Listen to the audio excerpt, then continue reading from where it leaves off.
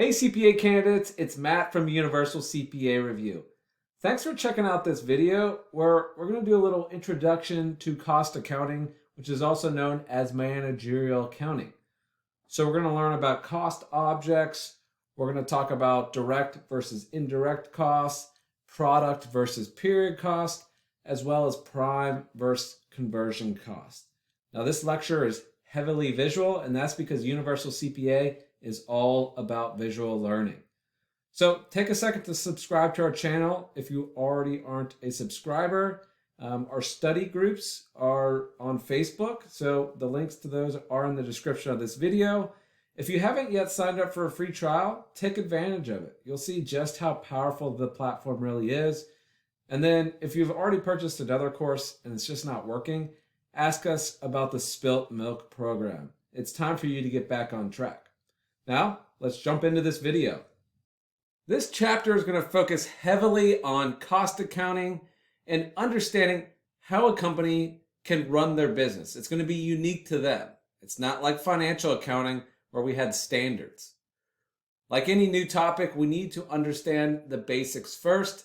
That means we're going to focus on cost concepts. So what are we going to learn in this module? We're going to talk about the overview of managerial accounting and how it relates to financial accounting. We're going to understand cost objects, which are basically what drives cost in a business. We're going to talk about direct versus indirect cost, product versus period cost, and then prime versus conversion costs. These are all terms that you're likely to see in a multiple choice question or in a simulation, and if you don't understand the basics, then it can get very tricky very fast. So in your college courses, you probably took a course called cost accounting, and there were probably several layers, right? And you probably realize it's the opposite of financial accounting. Financial accounting is all about following US GAAP and preparing external financial statements to be shared with shareholders, investors. When it comes to managerial accounting, it's the wild, wild west. There are no rules. Essentially, the question the management team should face is, what is our business? How do we understand that? And how can we use accounting to more efficiently and more effectively run our business? At the end of the day, that's all that matters. So we'll start by understanding the basic differences and similarities between managerial and financial accounting, right? So we have our visual here, and the characteristics we're going to focus on are the intended users, the standards, the focus, and the frequency, right? So we're going to fill that in. So starting with intended users, right? When it comes to financial accounting, think about the primary users of the financial statements. Well, they're all external. But when it comes to managerial accounting, it's all about internal, right? It's the management team. It's individual managers of business lines or product lines. Most of the time, managerial financial statements are never shared with the outside parties, right? And that's because they don't follow any rules, but to the management team, they make a lot of sense because they've designed these in a way to run the business, right? They know their business well, and that's how they've designed their financial statements, right? So the key difference there is that the intended users are internal for managerial accounting and external for financial accounting. Now, how about the standards? Well, with financial accounting, it was all about US GAAP. We have the whole codification that we need to follow, and auditors will audit those financial statements. But with managerial accounting, there are no rules. Remember, it's the wild, wild west. Auditors will not focus on auditing managerial financial statements, right? At the end of the day, these are just used by management, and they likely won't share them with any outside party because there are no standards, there are no rules, right? And so it may not make sense to anybody else to try to break it down. How about the focus? Well, with financial accounting, remember, it was all historical, right? We would get to the end of the period and then look back and we would talk about our financial statements. With managerial accounting, it's all about better understanding the future, right? And when we have a better understanding of what's happened, we can forecast better, right? So that's why a company will create managerial financial statements, because then they can plug that into their budgeting or forecasting models, which we'll talk about in later modules, and that will help them more efficiently and more effectively run the business. And then the last characteristic, how about the frequency? Well, with financial accounting, it was always at the end of a period, depending on what the company's rules were, right? Most companies would do month-end reporting. They had to do quarterly reporting with the SEC if they're a public company, and then they definitely had to prepare annual financial statements. Now, managerial accounting, it's all on an as-needed basis. These could be done daily, weekly, quarterly, annually, maybe even just once every 5 years.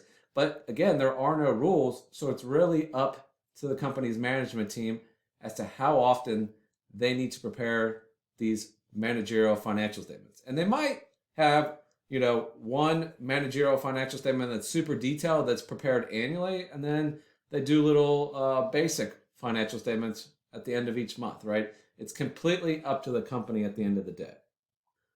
So that is the comparison between managerial and financial accounting. At the end of the day, we simply need to understand that managerial accounting allows the company's management team to have a better view of the business. And once they have that, they can make more informed decisions. Now, it's not easy to create managerial financial statements, right? Managerial accounting can be very complex.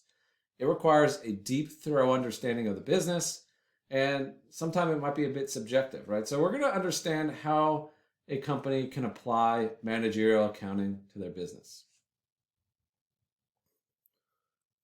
A key term in managerial accounting is cost object, right? So a cost object is anything for which managers want a separate measurement of cost. So when we think about financial accounting, remember, it was all about consolidated financial statements. But in managerial accounting, if we really want to understand the business, we might have to break it down to a lower level. And we could have multiple layers, but ultimately we need to figure out how we want to assign cost. Right? So when we think about the different types of cost objects, well, it could be at the individual product level, like a company that sells shoes. Or it could be at the different product line level, right? Like a company that sells apparel. Or how about the functional or department level, like finance versus HR? Or different geographic regions, like the United States versus Canada. Right? Every business is going to have something that they need to figure out when it comes to the cost object, right? And that's where managers really need to think critically about how they want to organize and run the business. And that will help them identify the cost objects. Because ultimately, when it comes to managerial accounting, we have to identify the cost objects first. And then only then can we then assign cost in the business to those cost objects so that we have managerial accounting or financial statements that make sense, right? So at the end of the day, the managers, they need to sit back, think about how they want to view the business, and that will help them determine the cost objects that are relevant for their business. So once the managers of the business have identified the relevant cost objects for their business, they can then begin to trace cost in the business to those cost objects. And sometimes that's easy and sometimes that's difficult. And so one way we like to view costs is either being direct or indirect when it comes to those cost objects. So we have this lovely visual that breaks down direct versus indirect costs. So on the left side, you can see that direct, it consists of direct materials and direct labor, right? So if the materials or the labor are directly related to producing that product, meaning it's the actual materials and those laborers have their hands on the piece of product being produced, then it's going to be direct. Now, when it comes to indirect, well, those are all the other manufacturing costs that are needed to support the business, but they're not specific to one product or a cost object like we talked about, right? And that's broadly referring to manufacturing overhead. And that's going to include indirect labor and indirect costs. So examples of indirect labor include the supervisors, right? The supervisor is needed for the manufacturing process because they have to oversee all of the direct laborers. But if there was no manufacturing facility, would we need a supervisor? Probably not, right? but that's how we know that they're indirect and they're related to the manufacturing process. When it comes to indirect material or other costs, well, not everything that is used in the manufacturing process can be directly related to a product or a cost object, right? Think about the warehouse. There might be multiple different cost objects in that warehouse, but we still need the warehouse, right? And all the utilities to run that warehouse, like electricity. So it's related to the manufacturing process, but it's not directly traceable to a specific cost object, right? So that is a perfect example of overhead. That's one that you're always going to need to know. And in later modules, we'll talk about how we can assign these indirect costs to individual cost objects based on cost drivers and different allocation methods. But for now, we just need to understand the difference between direct and indirect costs. So let's go through an example on direct versus indirect costs. That's always the best way to learn. So we're flying out to SF, San Francisco, and we're going to visit SF Baked Goods. Now the question gives us the following manufacturing costs. And we need to figure out what amount is direct and what amount is indirect. So we'll go through each and plug it in to our direct versus indirect table. So starting with the flour used in baked goods. Have you ever made cookies or cake? Right? We have to put flour into it. It's directly going in to that baked good, right? And when you say it, obviously it's a direct cost, right? So that's going in the direct column. How about the wages for the bakers themselves? Well, they're actually having their hands on the product, right? They're not sitting back and watching. They're actually making those baked goods that will then be sold, right? So their wages of $50,000, those are obviously direct. Now, how about wages for the kitchen supervisor?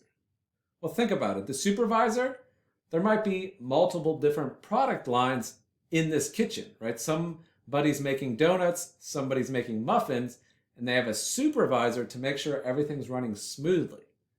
Now, it's going to be indirect because it's not like we can say this supervisor worked on this specific cost object, right? How about the rent for kitchen space? Well, that's also indirect.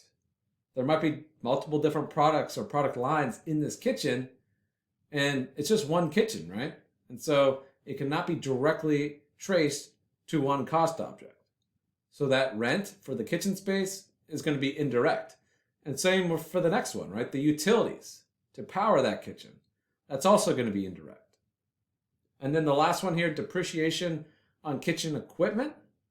Well, it's indirect in the sense that, it's not probably just for one product, it's for multiple different products, right? Like the oven might bake multiple different types of baked goods, right? So depreciation, it's always going to be indirect. It's manufacturing, but it's indirect, right? So for direct costs, we have 60,000. Indirect, we have 48,000. So at the end of the day, when it comes to direct versus indirect costs, just try to think about a business situation for yourself and think about what the direct costs may be and what the indirect costs may be. And if it's not easy to assign those costs directly to a specific product or product line, then it's probably going to be indirect, right? So you go through more examples when you practice the multiple choice questions and simulations. The next type of classification of cost in managerial or cost accounting that we need to understand are product versus period costs. And actually, this more closely aligns with financial accounting because a product cost, well, it's anything that is incurred to produce a product, right? We can see the examples here are direct material, direct labor, indirect labor, manufacturing overhead, freight in, right? All of those are typically incurred to produce a product that is sold to an end customer. And remember, in financial accounting, we would capitalize those into inventory. Well, the same is true for product costs. So if it's not a product cost, meaning it's not part of producing a product, then it's a period cost. And those are basically all the other costs that are incurred to support the business, right? So some examples include selling and marketing expenses, accounting and legal expenses, executive salaries and back office employees, and then just general expenses. Now, a company will do their best to minimize those, but at the end of the day, there's not too many businesses that can run solely on product costs, right? There's other costs that are needed to run those businesses, and those are period costs. And just like we said for financial accounting, those are expensed as incurred, meaning if we incur them in year 2, they get expensed in year 2, right? So the exam loves to test your ability to understand the difference between product cost and period cost, and you're going to have to know not only these examples, but within each of these examples, a lower level, like different types, right? So let's go through an example. So we're still at SF baked goods, except this time we need to understand product costs versus period costs. So again, we have our cost description, the cost amount. So the flour used in baked goods. Well, if we're selling baked goods and the flour is needed to produce those goods that are sold to customers, that's our inventory, right? And just like in financial accounting, that's a product cost, and we would capitalize that into inventory. Same thing for the wages for bakers, right? The bakers are working on the product, so that's direct labor, and that's going to be a product cost as well. How about rent for the kitchen space? Well, because we're selling baked goods and those are produced in a kitchen, right? That's the manufacturing facility for SF baked goods, right? So if we're not making any product, then we don't need that kitchen space. So that makes it a product cost, right? And that's manufacturing overhead, and we would capitalize that into inventory. Now, you need to understand the difference between rent for the manufacturing facility, or in this case, the kitchen space, and then rent for back office employees, right? Because if it's rent for back office employees, that's not part of the product, and that would have been a period cost, right? So there is some types of costs that can go either direction, depending on whether it's related to the manufacturing process or it's related to basically supporting the business and considered back office. How about executive wages? Right, so I'm sure SF Baked Goods has a CEO, CFO, maybe some other executives, and you're thinking, okay, well, they are needed to, oversee the production process, but at the end of the day, they're still more of a support for the overall business, right? They think about the strategy and what to do next, and think about where we would put executive wages in financial accounting. Well, down in operating expenses. And that's the same thing here, right? It's a period expense. We would put them in G&A expense, right? So executive wages would be a period expense. How about selling expenses? Well, we incur selling expenses once we have a finished product, right? But they're not incurred to produce that product, and so they would be a period expense. And then the last item here is freight out. Now, technically, freight out is part of selling expenses, but I really wanted to highlight this. And so we need to understand the difference between freight in and freight out. So here's a little visual. You'll see it later on. Basically, freight in is when we need to incur freight costs to ship raw materials to our warehouse to produce that product. And that can be included in direct materials, or some companies might put it in manufacturing overhead. But freight out, well, that's a selling expense, and it basically is when we incur freight expense to ship product to our customers' warehouse or distribution centers or their stores, right? And since it's a selling expense, it's expensed as incurred, and so that's why it's a period expense here.